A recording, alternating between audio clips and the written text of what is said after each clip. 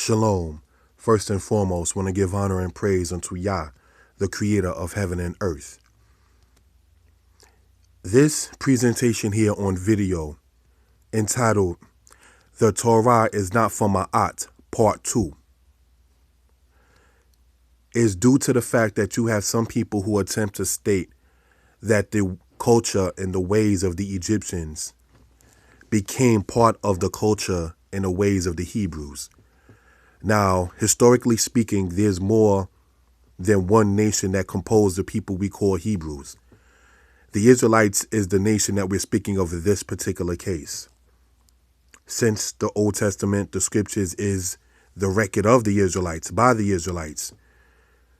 It went wherever the Israelites went. We have to sit there and use that as the main source if we are to identify the Egyptian culture and ways becoming part of these particular Hebrews ways. Let's go into a source that they use, one of their scholars. Muata Ashby, in his book entitled The Egyptian Book of the Dead, on page 28, we read the following. The dynastic period is what most people think of whenever ancient Egypt is mentioned. This period is when the pharaohs or the kings ruled. The later part of the dynastic period is when the biblical story of Moses, Joseph, Abraham, etc. occurs. Therefore, those with a Christian background generally only have an idea about ancient Egypt as it is related in the Bible. Although this biblical notion is very limited in scope, the significant impact of ancient Egypt on Hebrew and Christian culture is evident even from the biblical scriptures. Now, according to this author here, he is stating that according to the biblical scriptures, we can see a significant impact of ancient Egypt on the Hebrew culture. So let's go into the Hebrew scriptures, and let's go, in this particular case, let's start in Leviticus chapter 19 and see whether or not the Egyptian culture had a great impact on the Hebrew culture.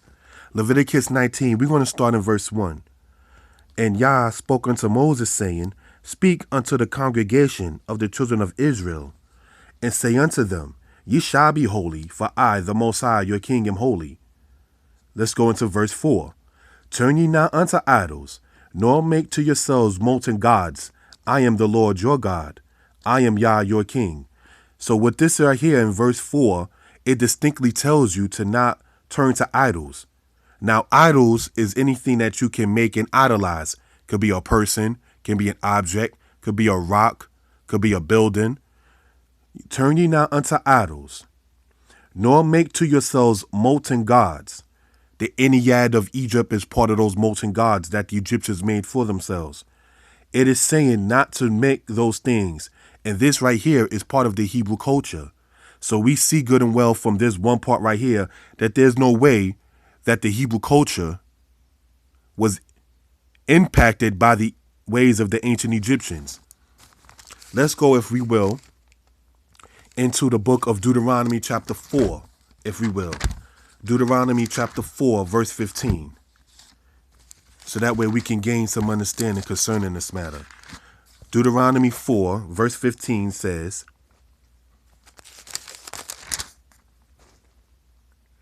Take ye therefore good heed unto yourselves, for ye saw no manner of similitude on the day that the Most High spoke unto you out of Horeb, out of the midst of the fire, lest ye corrupt yourselves, and make you a graven image, the similitude of any figure, the likeness of male or female.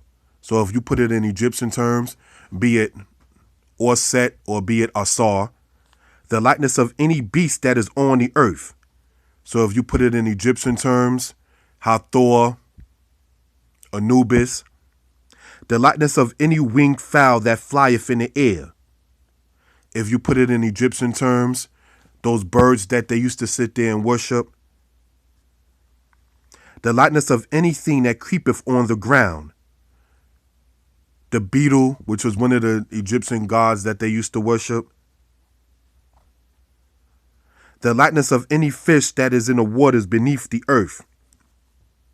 And least thou lift up thine eyes unto heaven, and when thou seest the sun and the moon and the stars, in Egyptian terms, the Aten, the moon, cones, and the stars, even all the host of heaven, shouldest be driven to worship them and serve them, which the Most High thy King hath divided unto all the nations under the whole heaven.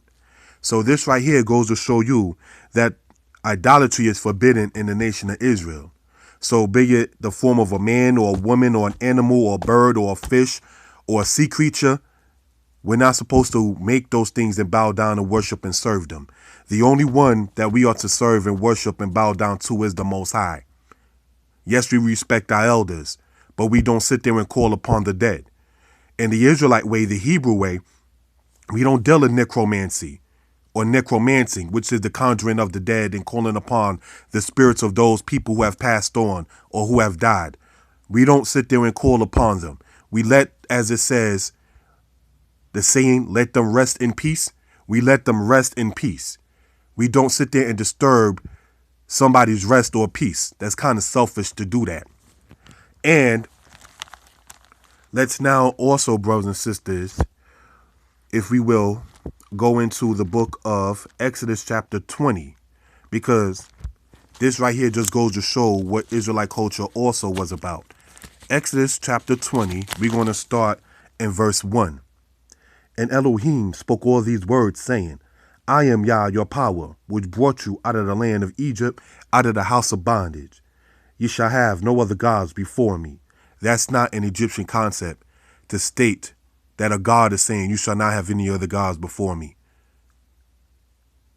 Thou shalt not make unto thee any graven image, or the likeness of anything that is in the heaven above, or that is in the earth beneath, or that is in the water under the earth.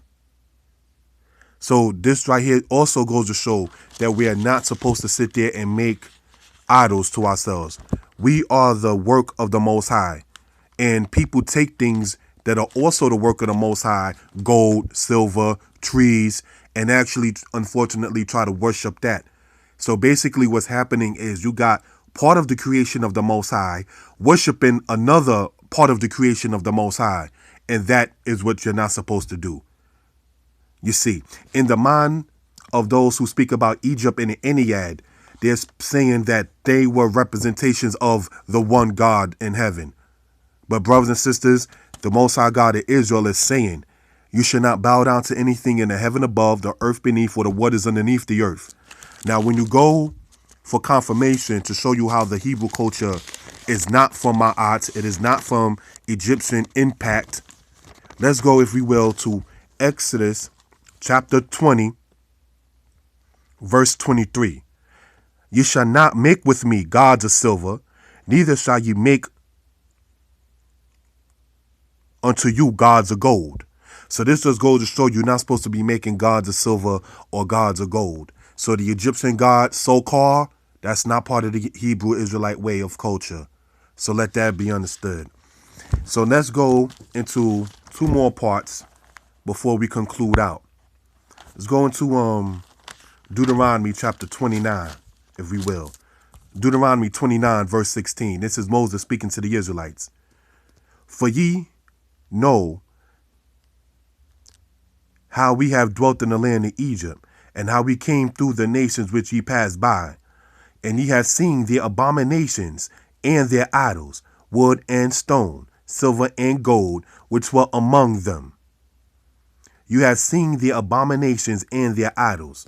Brothers and sisters, the Hebrew word for idol is fesel, madzeba, maseka, as well as the Hebrew word elil. These things were not supposed to be made by the children of Israel to worship them. So it says, you have seen how we have dwelt in the land of Egypt, and we came by those nations. And it says that some of their ways were of abominations with their idols of wood, stone, silver, and gold, which were among them.